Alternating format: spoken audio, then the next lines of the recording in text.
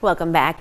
In 2022, the U.S. Supreme Court overturned Roe v. Wade, the case that protected a woman's right to get an abortion. Since then, states have been making their own laws on abortion access and what happens if an embryo or fetus is destroyed.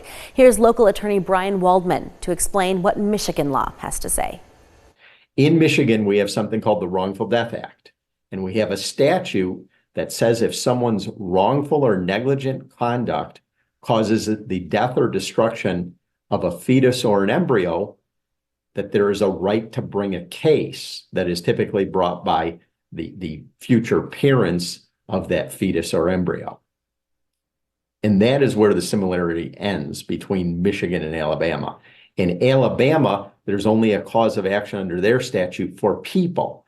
So to allow those cases to proceed forward, the Supreme Court justices in Alabama that ruled this way had to ultimately reach the conclusion that surprised most people, that a frozen embryo is a person.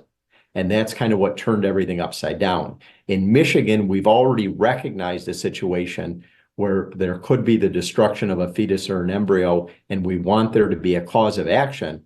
But in doing so, we stated there's a separate cause of action for a person, and then a different type of cause of action for a fetus or an embryo, or a different type of case.